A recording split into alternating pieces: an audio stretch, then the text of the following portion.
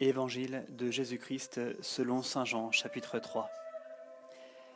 Or, il y avait parmi les pharisiens un homme du nom de Nicodème, un notable des Juifs.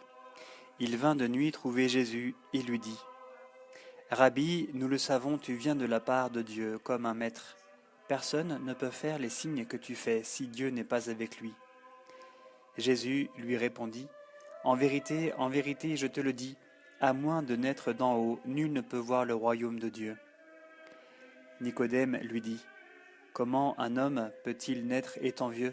Peut-il une seconde fois entrer dans le sein de sa mère et naître ? » Jésus répondit : « en vérité, je te le dis, à moins de naître d'eau et d'esprit, nul ne peut entrer dans le royaume de Dieu.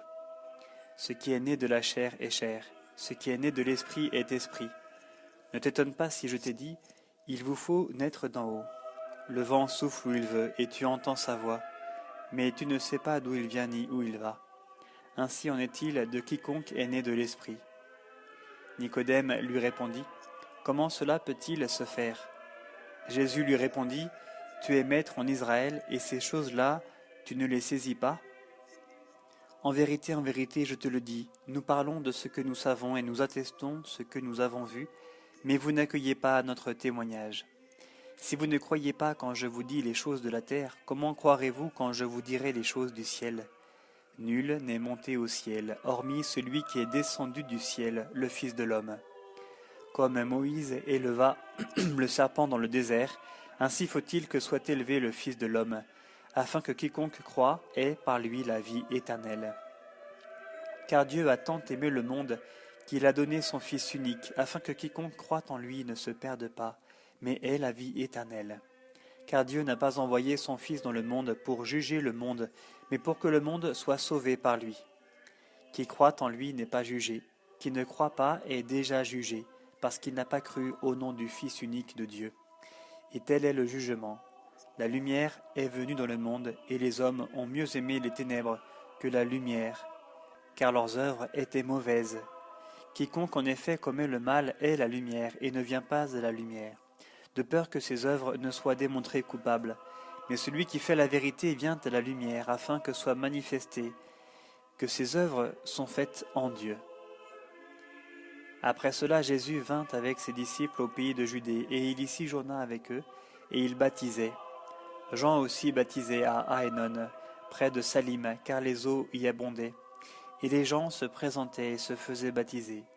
Jean, en effet, n'avait pas encore été jeté en prison. Il s'éleva alors une discussion entre les disciples de Jean et un juif à propos de purification. Ils vinrent trouver Jean et lui dirent : « Rabbi, celui qui était avec toi de l'autre côté du Jourdain, celui à qui tu as rendu témoignage, le voilà qui baptise, et tous viennent à lui. » Jean répondit : « Un homme ne peut rien recevoir si cela ne lui a été donné du ciel. Vous-même, vous m'êtes témoin que j'ai dit : je ne suis pas le Christ, mais je suis envoyé devant lui. Qui a l'épouse est l'époux, mais l'ami de l'époux qui se tient là et qui l'entend est ravi de joie à la voix de l'époux. Telle est ma joie et elle est complète. Il faut que lui grandisse et que moi je décroisse. Celui qui vient d'en haut est au-dessus de tous. Celui qui est de la terre est terrestre et parle en terrestre. Celui qui vient du ciel témoigne de ce qu'il a vu et entendu, et son témoignage, nul ne l'accueille. Qui accueille son témoignage certifie que Dieu est véridique. En effet, celui que Dieu a envoyé prononce les paroles de Dieu, car il donne l'Esprit sans mesure. Le Père aime le Fils et a tout remis dans sa main. Qui croit au Fils a la vie éternelle. Qui refuse de croire au Fils ne verra pas la vie, mais la colère de Dieu demeure sur lui.